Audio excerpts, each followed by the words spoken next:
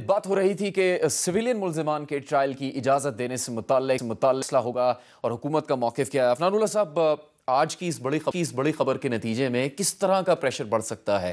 آپ کی جماعت چاہتی ہے کہ جو سویلین ملوث ہیں 9 مئی کے واقعات میں، ان کا ٹرائل فوجی عدالتوں میں ہو؟ دیکھیں، اس کے اندر جو لیگل اوپینین ہے وہ تو لا منسٹری دے سکتی ہے کہ ان کا ایگزیکٹلی کیا کہتے ہیں، اس کے اوپر کیا معاملہ ہے۔ میرا ذاتی طور پہ خیال یہ ہے کہ اگر آپ ماضی کو دیکھیں تو یہ ہوا ہے کہ جن لوگوں نے ڈائریکٹ حملے کیے ہیں فوج کے اوپر یا اس طرح، ان کا جو ہے وہ ملٹری کورٹ کے اندر ٹرائل ہوا ہے۔ تو اب ایگزیکٹلی اس کے اوپر کیا سچویشن آتی ہے، وہ اس کے اوپر ظاہر لا منسٹری اس کے اوپر بہتر کامنٹ کر سکتی ہے۔ میں یہ ضرور سمجھتا ہوں کہ جو بات جنرل صاحب نے کہی کہ یہ ڈیموکریسی کے اندر تمام مسائل کے حل ہیں، یہ بڑی امپورٹنٹ بات ہے، اور اس کو اگر آپ بات کو جو ریجنل کانٹیکسٹ ہے اس میں رکھیں تو آپ کو زیادہ سمجھ میں آتا ہے کہ یہ کیوں امپورٹنٹ ہے۔ آپ دیکھیں، اگر سیریا میں پیسفل ٹرانزیشن آف پاور ہو سکتی ہوتی تو شاید آج ان کے یہ حالات نہ ہوتے۔ اگر لیبیا میں پیسفل ٹرانزیشن آف پاور ہو سکتی ہوتی تو آج ان کے یہ حالات نہ ہوتے۔ ہوتا یہی ہے کہ جب ملک میں جمہوری نظام نہیں ہوتا تو پھر ڈکٹیٹوریل نظام آتا بھی بائی فورس ہے، جاتا بھی بائی فورس ہے۔ تو اس لیے اللہ تعالیٰ کی مہربانی سے ہمارے ملک میں جیسی بھی جمہوریت ہے کمزور ہے، لیکن یہ اسی نظام کو بہتر کر کے ہی ہم ملک کو آگے لے کے جا سکتے ہیں۔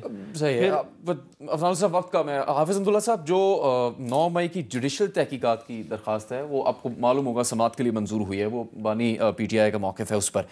اس سے مسئلہ حل ہو سکتا ہے اگر وہ جوڈیشل کمیشن تحقیقات کرے؟ دیکھیں، میرے خیال میں اگر فرض کرے عدلیہ آزاد ہو، آزاد ماحول میں وہ فیصلے کر سکتے ہیں، پھر تو اس کا کوئی فائدہ ہوگا۔ لیکن میں اگر دیکھوں عدلیہ کو اور عدلیہ کی جو سٹرکچر ہے، اس کی جو صورتحال ہے، مجھے نہیں لگ رہا ہے کہ پی ٹی آئی جو مطالبہ، جو توقعات، جو امید رکھتے ہیں عدلیہ سے، ان کو وہ نتائج نہیں ملے گی۔ ایک بات اور میں ایڈ کرتا ہوں، وہ یہ جنرل صاحب نے کہا کہ ملک کا بنیادی مسئلہ سیکورٹی اور اکانومی، یہ 2 ایشوز ہیں۔ اب سیکورٹی بحران کیوں ہے، اکانومی بحران کیوں ہے؟ اس کا بنیادی وجہ سیاسی بحران ہے۔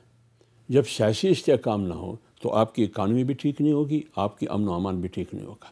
اب سیاسی استحکام کیوں نہیں ہے؟ جمہوریت نہیں ہے اس ملک میں، کیونکہ جمہوریت اس لیے نہیں ہے کہ صاف اور شفاف انتخابات نہیں ہوئے 8 فروری کو۔ تو جب تک آپ اس انتخابی پروسیس کو ریورس نہیں کریں گے، ملک میں صاف اور شفاف انتخابات نہیں کریں گے، جتنا ہی جمہوریت کے ترانے آپ لپتے رہیں گے، نہ اس سے سیاسی استحکام آئے گا، نہ اکانومی استحکام آئے گا، نہ سیکورٹی استحکام آئے گا۔ پروگرام ہم ختم کریں گے۔ مولانا صاحب کہہ چکے ہیں اسمبلی کے فلور پر کہ اب آگے بڑھنا ہے، جیسی بھی حکومت ہے اس کو ہمیں تسلیم کر کے نظام کو بہتر کرنے کی کوشش کریں۔ مولانا کا اب بھی مطالبہ یہ ہے کہ اگر آپ چاہتے ہیں استحکام تو اس کا ایک ہی راستہ ہے، صاف اور شفاف انتخابات اور جلد از جلد